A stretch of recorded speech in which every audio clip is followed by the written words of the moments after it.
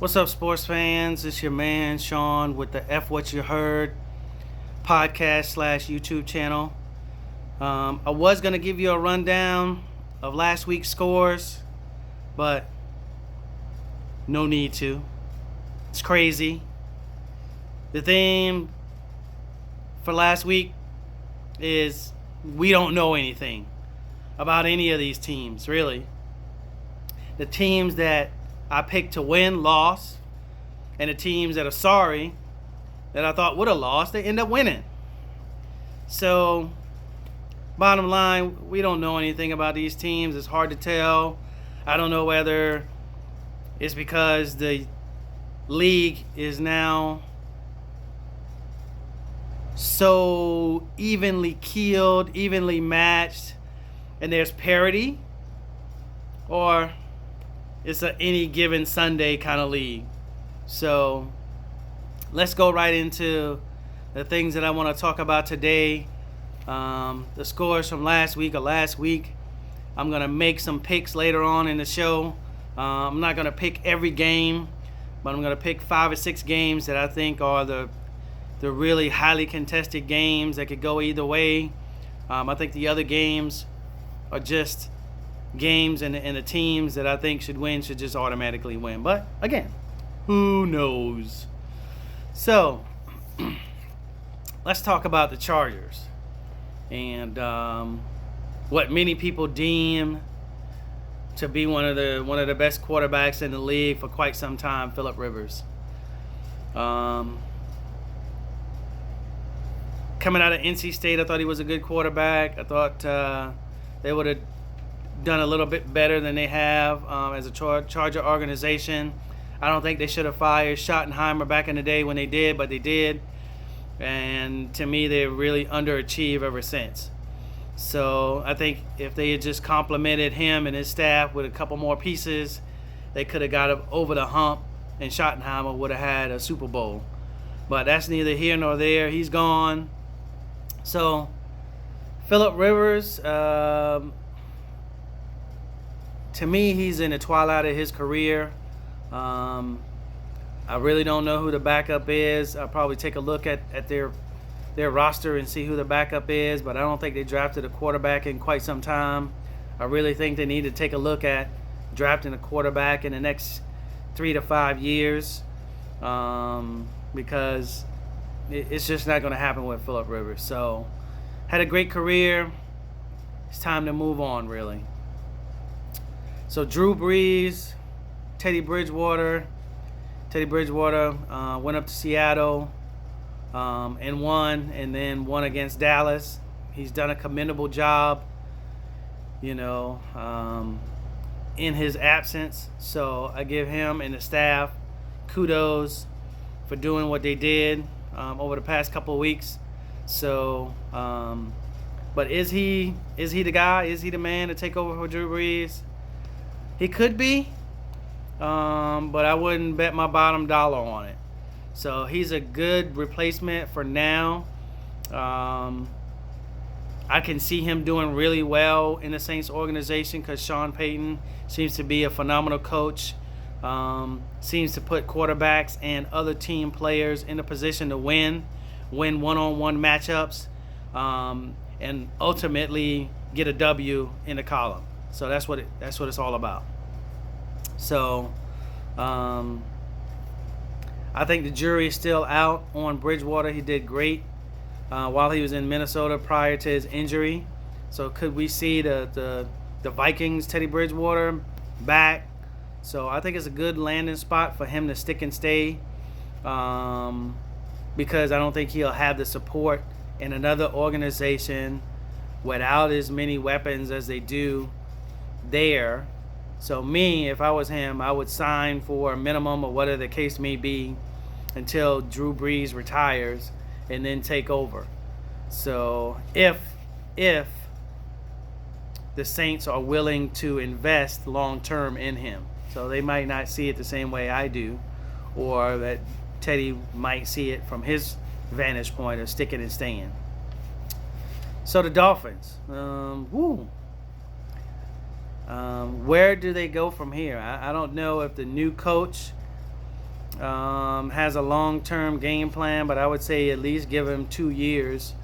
Like Parcells say, if you want me to make dinner, at least let me pick the groceries. So let him pick the groceries. Let him be the guy who constructs the team and see where they go from there. If he does a terrible job constructing the team and you see no fruits of his labor, then I could say, cut ties with him. But they're stocking up draft picks and things of that nature. So let's see what happens with a couple drafts under his belt and where the team progresses from there. So I think that's a good rule of thumb, in my opinion, when you get a new coach. You can't just hire and fire somebody year in and year out, expect some mass kind of, improvement. So let's just see where they go from here. So, quarterbacks. Let's talk about some quarterbacks that they could draft in the next year to two. So, they got Gordon out of Washington State, who's putting up phenomenal numbers. He seems to be one of the leading candidates as far as high draft picks and quarterbacks. Tua in Alabama. We've all seen what he's done for the past 2 to 3 years on the big stage. He's won some big games, lost some big games. His accuracy seems to be spot on. He's throwing to a lot of weapons. So it all depends on what he inherits when he comes into the NFL. If he inherits terrible weapons, running back, all the skill position weapons, then he's going to be horrible. But if he goes into a position where they can draft really good skill players to put around him, i.e. with the Dolphins, then you'll probably see exactly what you're seeing in college right now. Edlinger at Texas seems to be a really good prospect as well. Big body guy. To me, it looks a little bit like Andrew Luck in his physique.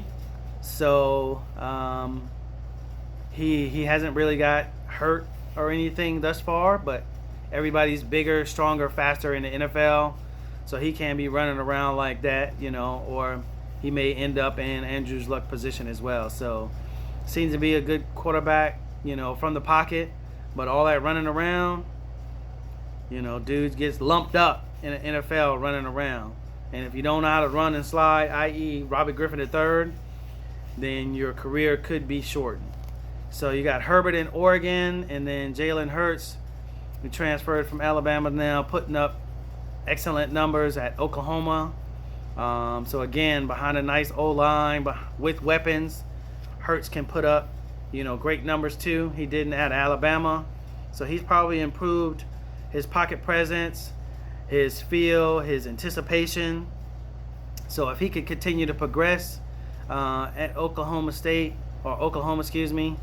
and put up some really good numbers and show scouts that he can pass accurately as well as, run effectively as well. To me, he resembles Russell Wilson a lot, just maybe a little bit bigger.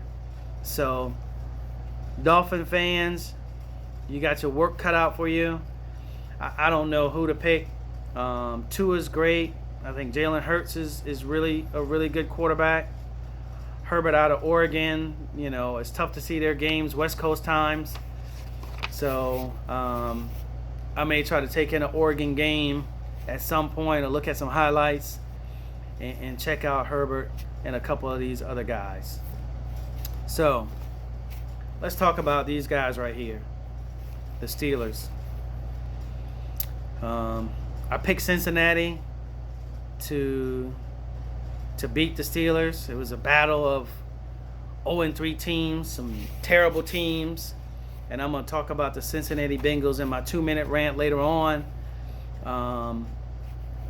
But we can't surmise too much from 2 0-3 teams and then one of them winning. The Steelers couldn't win beating San Francisco after, getting the ball 5 extra times on turnovers. So I don't put a whole lot of stock in This win, we play Baltimore this week, so I expect us to be 1-4 and fire Mike Tomlin before it's too late. I'm gonna say that all season long. He's a bum. He's horrible. He hasn't made any marketable improvements on our defensive back core whatsoever.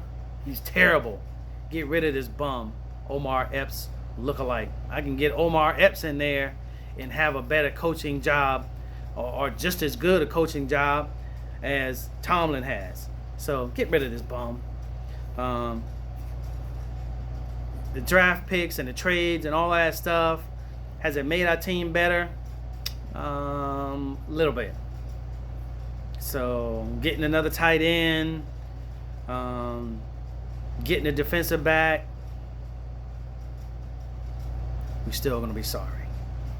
So until we get rid of Tomlin, until we get rid of the general manager, until we get rid of the defensive coordinator, the Steelers are going to be sorry. Even though I'm a Steeler fan, die-hard Steeler fan, I just tell it like it is. They sorry, need to get rid of these bums.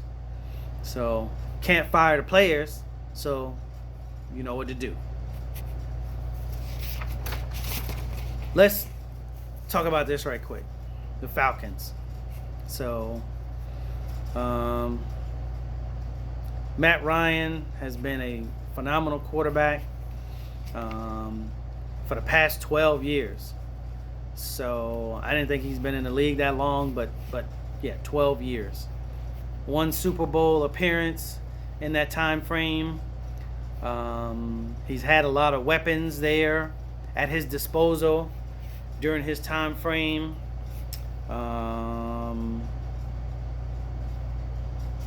Ooh, this is dicey. Do we cut bait? Not we, but I'm saying we as if I'm talking like Atlanta, management. Do they cut bait now? I would say it's time to really look at drafting the next quarterback, whether it's this draft or the next draft, whether you look to get Trevor Lawrence in 2 years. He's a prototypical guy. He could be a good replacement for Matt Ryan. But it's all about establishing a strong defense and some weapons that he can throw to. Julio Jones is there for the long term. So if you draft Lawrence in a couple of years, you'll still have Julio for maybe 3 of those years. But it's time to draft some more rookie talent to put around your next quarterback. So I think the Dan Quinn experiment should end soon, as well as drafting a quarterback to replace Matt Ryan, and either trade him or he needs to retire. So I don't see him winning a Super Bowl. He had his chance and they fiddled it away against the Patriots. It was right there in his grasp, and poof, gone. So I don't see them ever getting back to a Super Bowl while Quinn and Matt Ryan are there. So Falcon fans, you probably don't want to hear this, or maybe you're saying the same thing I am.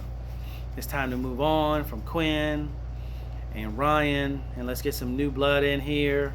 Arthur Blank, you've done a phenomenal job as owner of the Falcons and trying to put the best talent and best product onto the field. So I commend you for doing all the things that you can within your power. But now it's time to recognize that it's time to move on. So right now I'm going to go over the picks for this coming week. And again, I think these are the highly contested games. This particular show and today, I'm trying to.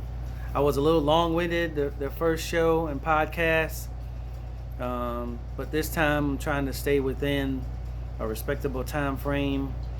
So that's why I'm scaling back the picks, as well as a couple of other things. So just tweaking things. So I hope you're enjoying the show. So let's get right to it. So I want to pick tonight's game, Thursday night's game. The Los Angeles Rams against the Seattle Seahawks in Seattle. This is kind of a coin toss. Looking at this game, looking at the way the Rams performed last week, looking at the way Seattle performed as well. Russell Wilson, like they said, he's off to one of the best starts of his career this year. Todd Gurley's a little dinged up. We don't know what we're going to get from week to week in the running game, in the pass game. I thought for sure they would have put the beat down on the Browns, but for whatever reason, they couldn't. So, not on the Browns. The beat down on Tampa Bay, excuse me. Not the Browns, but put the beat down on Tampa Bay. Jameis Winston and Tampa went out to Los Angeles and whooped them boys. So, what you gonna get week to week? Aaron Donald doesn't have a whole lot of sacks this year. He's probably getting a lot of double teams, which is preventing him. They lost Robert Quinn to Dallas, so they lost some pass rush right there. So, man, this was very difficult. I'm going to take Seattle at home to win. Russell Wilson plays well, doesn't turn the ball over, makes the right play, typically at the right time. I see it being a nice, tight game. I don't see Seattle running away with it or the Los Angeles Rams running away with the game. So I'm going to say Seattle's going to win this game 24-17. 24-17, Seattle Seahawks win the game. So the next game I'm going to pick is going to be about those Falcons that I just talked about and the Houston Texans. Man, just when I thought Houston kind of leveled the ship out a little bit and, have found themselves. They played Tennessee last week and lost. They played Carolina. They played Carolina and lost. Who knew Carolina and the rookie were going to win? So I thought for sure that Houston would have put the beat down on Carolina, but the rookie from Carolina showed me and probably a lot of Carolina fans why they should move on from Cam Newton. But Atlanta goes to Houston. Deshaun Watson and that team welcome in Matt Ryan and the Falcons. Again, this is a tight game. I really don't know how to call it. You never know what you're going to get from Atlanta. You really don't know what you're going to get from Houston. Both of these teams kind of wishy-washy when it comes to things. And like I said at the top of the show, you don't know what's going to happen week to week. Coin flip. I know a lot of people probably lost a lot of money on some of the games last week, so Vegas is racking up. So maybe until mid-season, I probably wouldn't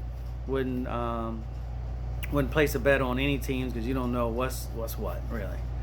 So, but I'm gonna pick the home team, Houston Texans, to win. I see a sloppy game. Hopefully the line for the Texans have gelled a little bit over the past couple of weeks to getting Laremy Tunsil Hopefully they assured up some things and they can protect Deshaun Watson and keep him off his back. So I see the Texans winning a low-scoring game. I'm going to say 20-17. The Texans win. All right, so the next game I'm going to pick is between some winless teams. Arizona Cardinals at Cincinnati. Bring out the bags, Cincinnati. Bring out the bags. Because y'all are terrible, awful, horrible. I'm going to talk about y'all in my rant here in a couple minutes. So I won't go too hard on you guys until that rant. So, but Arizona has shown some things. Kyler Murray has had flashes of brilliance, if you want to say that.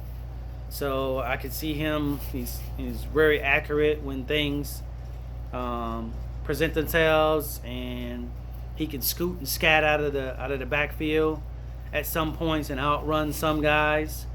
So I'm gonna pick Arizona to get their first win of the season against the Bengals.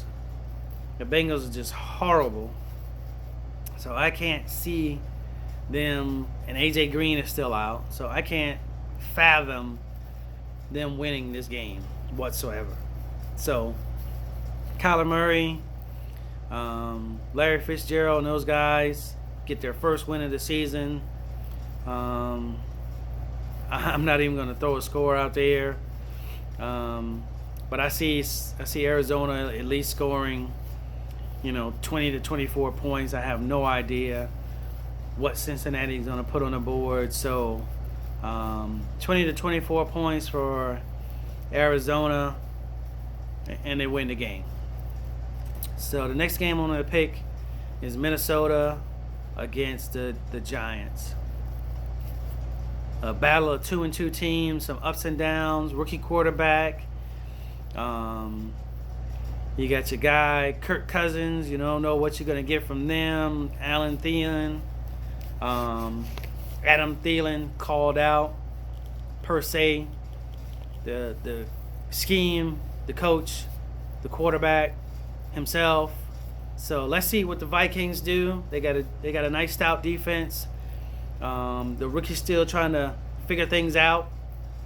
So I'm going to lean towards the Vikings defense. Saquon Barkley's out.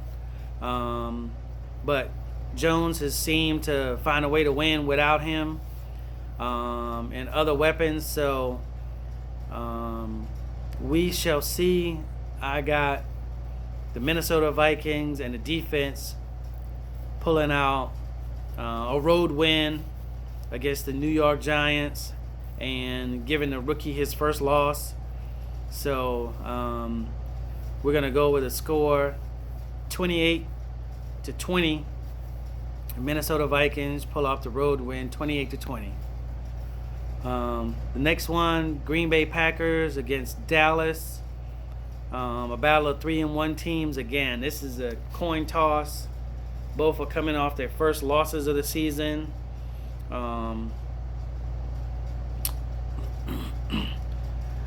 The Green Bay Packers are figuring out who they are. Devontae Adams is not going to be in the game. I don't have a special place in my heart for Dallas, so I really despise them. So it's very, very, very difficult for me to ever pick them. So you'll rarely see me pick the Dallas Cowboys, not unless it's an obvious win. But splitting hairs here. Dallas has been owned by Aaron Rodgers, 6-2 over the last 8 games. He's played well at home and in Cowboy Stadium. So I wish he had some more weapons. Both the Cowboys and the Packers have some people out because of injuries. They were talking mad noise about how greatly improved the Packers defense is. So they fell off a little over the last couple of games. So I see the Packers their defense rising back up to the occasion of playing on the road, getting hyped up, coming into somebody's house. So I'm going to count on you, Packer defense, to put a beat down, get to Dak because of the breakdown. What you should do is, rush forward. You got to make sure you keep contained because Dak can hurt you with his legs too. So blitz occasionally, but gap control.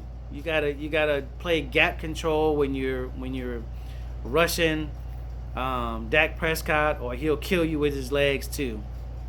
So Packer defense, gap control.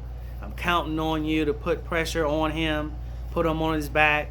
I want 3 sacks from you guys, and I need you to pull out the win in Dallas, 30-27. 30-27. Packers win. And then I'm going to pick the Monday night game. 3-0 San Francisco 49ers against the Cleveland Browns. Cleveland, you got to win against the Browns last week. Chubb did his thing. Seemed to get on track. But everybody, let's just pump the brakes just a little bit. You're going across the country on a Monday night game.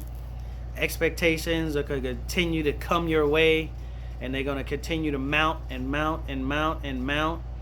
Let's see if you can stand the pressure. You know the old saying about pressure and pipes. Pressure busts pipes. So let's see if you can stand the pressure going out Monday night game, and let's see how you perform. 49ers, their defense is still working their way. Shanahan and Garoppolo seem to be a good combination. And but I got San Francisco winning easy 24-10 against the Brownies. So there we go for our picks this week. Now, I want to go into my 2-minute rant.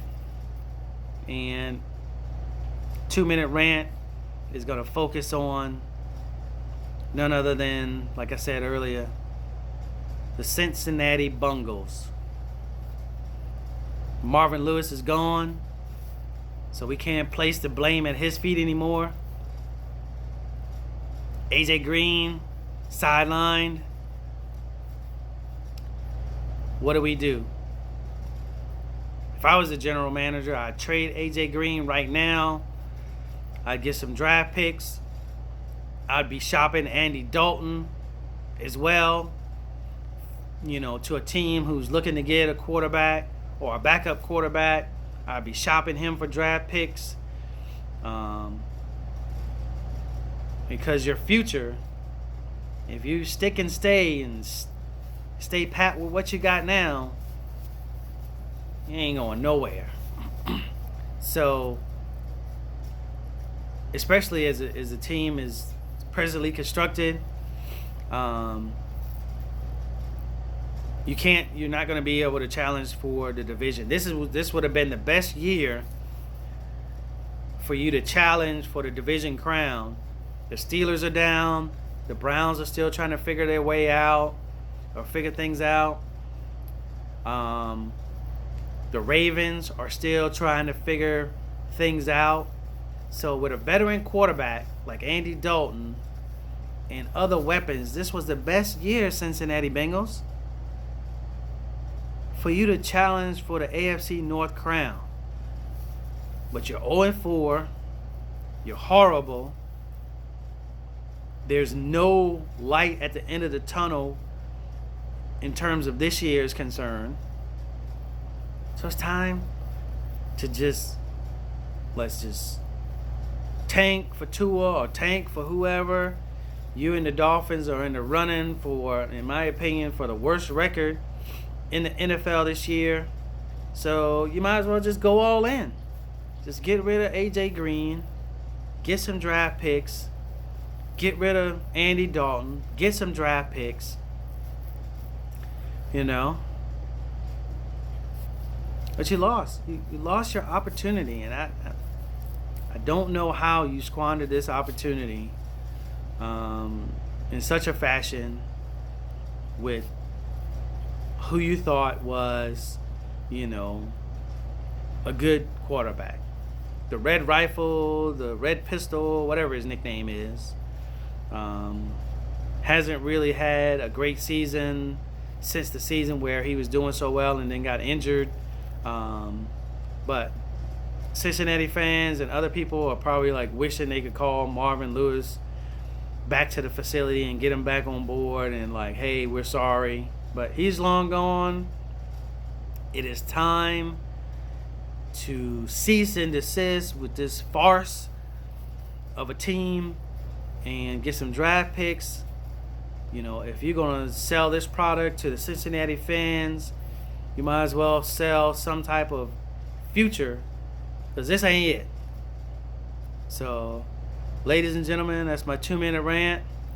And that's the F What You Heard podcast for this week. Please like the video, share the video, subscribe to the channel, and appreciate it. Peace. Till next week.